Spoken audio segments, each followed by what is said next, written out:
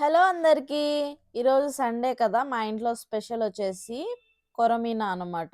ఈ కొరమీనా చేపల్ని నెల్లూరు స్టైల్‌లో కొరమీనా చేపల పులుసు ఎలా పెట్టుకోవాలో చూపిస్తాను. ముందుగా తెచ్చుకున్న చేపల్ని ఒక బౌల్‌లో వేసుకొని అందులో చాలా వేస్టేజ్ వస్తది. దాన్ని నీట్‌గా తీసేసుకోవాలి. ఎందుకంటే ఫిష్ మార్కెట్‌లో వాళ్ళు హడావుడిగా ఎట్లా అంటే అట్లా చేపల్ని కట్ చేసి ఇస్తా ఉంటారు. దాన్ని ఇంటికి తెచ్చుకున్నాకైతే నీట్‌గా క్లీన్ చేసుకోవాలి. నేనైతే నిమ్మకాయ, ఉప్పు, పెరుగు లేదా మజ్జిగ వేసి క్లీన్ చేస్తాను. ఇప్పుడు ప్రస్తుతానికైతే మజ్జిగ లేవు. అందుకని పెరుగుతో క్లీన్ చేస్తున్నాను. నేనైతే 2 టైమ్స్ క్లీన్ చేసుకున్నాను. పెరుగు, ఉప్పు, నిమ్మకాయ వేసుకొని చూడొచ్చు.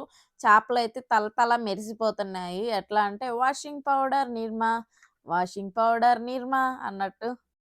నీట్‌గా క్లీన్ చేసుకున్న చేప ముక్కలనైతే పక్కన పెట్టేసుకొని, చేపల పులుసుకి మెయిన్‌గా చింతపండు పులుసు అవసరం గాబట్టి, నేనైతే చింతపండుని ముందుగానే నానబెట్టేసి పక్కన పెట్టేసుకున్నాను. చేపల పులుసులోకి 2 మీడియం సైజ్ ఉల్లిపాయలు కట్ చేసుకొని సన్నగా తీసి పక్కన పెట్టుకోవాలి.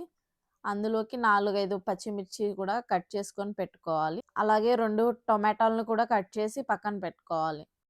తర్వాత పొయ్యి ఎలిగించుకొని, చేపల కూర చేసుకోవడానికి సెపరేట్‌గా ఒక గిన్నుంటది. దాన్నైతే మేము చేపల సట్టి అంటాం.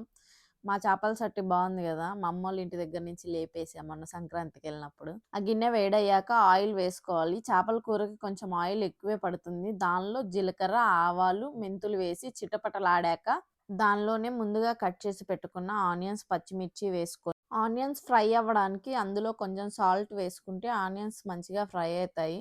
ఆనియన్స్ అయితే ఫ్రై అయిపోయాయి. అందులోనే ముందుగా కట్ చేసి పెట్టుకున్న 2 టొమాటోలనైతే వేసుకోవాలి. ఆ టొమాటోలని కూడా బాగా మెత్తగా అయ్యే వరకు ఫ్రై చేసుకొని, అందులో కొంచెం పసుపు, సరిపడినంత కారం, మేము కొంచెం కారం ఎక్కువ తింటాము. అందుకని నేను కారం ఎక్కువ వేసుకున్నాను. కారాన్ని బాగా మిక్స్ చేసుకొని, బాగా ఫ్రై అయ్యి ఆయిల్ పైకి తేలిన తర్వాత చేప ముక్కల్ని ఒక్కొక్కటిగా పరుచుకొని ఒక 2 మినిట్స్ ఒకే వైపు ఉంచుకొని బాగా ఫ్రై చేసుకోవాలి.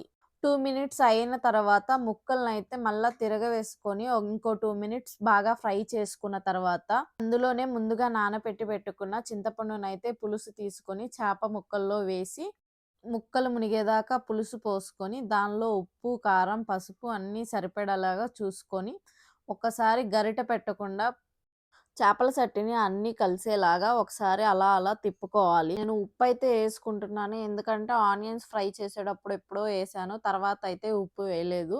అందుకని సరిపడినంత ఉప్పు వేసుకుంటున్నాను. తర్వాత మూత పెట్టుకొని చేపల పులుసునైతే బాగా ఉడికించుకున్నాను. చేప పులుసయితే బాగా ఉడికిపోయింది. అందులో ముందుగా కట్ చేసి పెట్టుకున్న కొత్తిమీరనైతే నీట్‌గా వాష్ చేసుకొని, చేపల కూరలో అయితే వేసి, ఒక 5 మినిట్స్ ఉడికించిన తర్వాత గరిటె తీసుకొని, ఒక చేప ముక్కను తీసుకొని ఉడికిందా లేదా అని చెక్ చేయడానికి చూశాను. ముక్కయితే బాగా ఉడికిపోయింది.